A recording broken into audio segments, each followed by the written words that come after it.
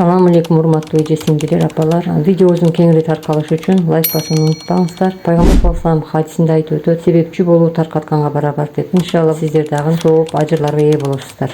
Баарыбызга Аллахтын рахматы болсун. Эмнеге эле ниетибизди жаңылай беребиз? Бул суроо баарыбыздын оюбузга келет да. Албетте Расулуллах айтты, амалдар ниетке жараша болот. Бул жөн гана айтылбады. Ниет өтө маанилүү. Ар бир иште башында, аягында, ортосунда ниетибизди жаңылап турушубуз керек. Ошондуктан марафондо күндө канча күндөн бери өтүп келсек, ошол ниетти жаңылоо маанилүү болду да. Мына акыркы 10 күндө турабыз. Менин урматтуу бир туугандарым, кадыртүүнүн ушул 10 күнүнүн ичинде болот. Бул күндөр жакшылыкка чачылуучулардын эң чоң майданы болуп эсептелет. Аллахтын ыраазылыгына умтулгандардын жана салихтер үчүн эң жакшы көргөн күндөрдүн бири. Аллахтын ыраазылыгына умтулуп жана Алланын рахматынан үмүт эткен салихтер үчүн эң жакшы күн ушул 10 күн болуп эсептелет. Аллах таала жаннат эли үчүн ушул 10 күндө мындагын башкача кылып кооздойт да. Жана Алла таала ошол инсандарды өзү эскерип айтат. Себеби алар түнү аз уктап, эртең менен истигфар айтышат. Себеби алар түнү менен ибадатты кылдык, бирок аз кылып калдык деп түнү менен кылган ибадаттарына эртең менен истигфар айтып Аллага тобо кылышат. Кээ бирлер айтышат, Рамазандын көбү кетти, мына эми аз калды деп айтат да. Жок, андай эмес. Эң бийик, эң кымбат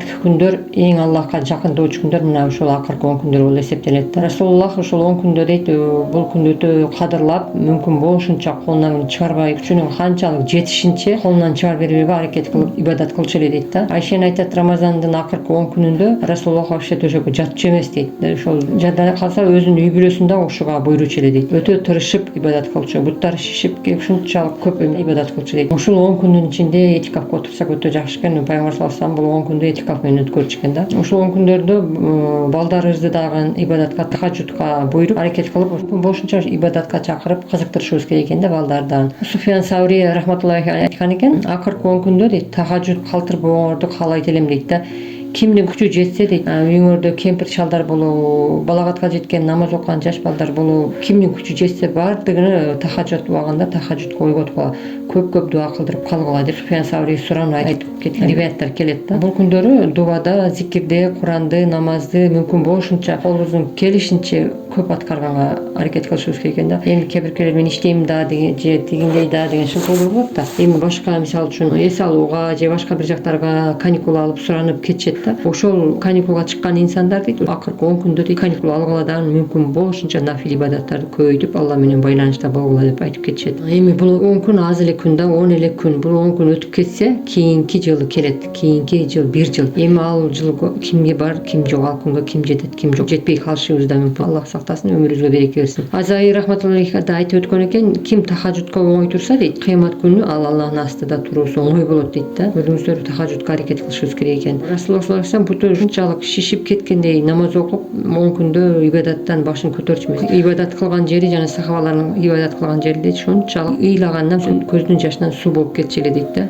Албетте Кадыр кечеси Рамазандын акыркы берекелүү түндөрүндө түшкөн да. Аллах таала айтат, биз Куранды Рамазандын мубарак күндөрүндө түшүргөнбүз дейт да. Кадыр күнү бардык тагдырлар жазылат экен. Ким өлөт, ким жашайт, кимдин өмүрү узун болот, жакшы, жаман, куркакчылык, сел жүрүү, береке, бай болуш, бардыгы ошол Кадыр түнү тагдырлар жазылат экен. Расулуллах саллаллаху алейхи вассалам айткан, Кадыр түнү Рамазандын акыркы күнүндө издегиле деп. Айша энебиз айткан да, ошол убакта Айша энебиз хайыз болуп калат да, бир Кадыр түндөн. Элдин баары ушунчалык ибадаттардын соогун алып атат, ушунчалык бардыгы озуп кетти, мен калып кеттим деп капа болуп ыйлайт да, ушунчалык нааразы болгондо Пайгамбар саллаллаху алейхи вассалам айтканда, Айша дейт, сага мен дуа үйрөтөйүн, бир дуа үйрөтөйүн, сен эл алган дуадан да көп ажыр соопторду аласың деп ушул дуаны Айша энебиз үчүн үйрөткөн экен да. Бул Айша энебиздин дуасы деп айтылып калган. Ушул дуаны мүмкүн болушунча Кадыр түндөрү биздин хайыз болуп калган эже сиңдилерибиз айтсаңыздар болот. Айша энебиздин дуасы: Аллахумма иннака афуун каримун тухиббул афва фафу анни. Бунун мааниси, ey Аллахым дейт, албетте сен кечиримдүүсүң дейт, жана кечиргенди сүйөсүң, күнөөлөрүмдү кечир дейт да.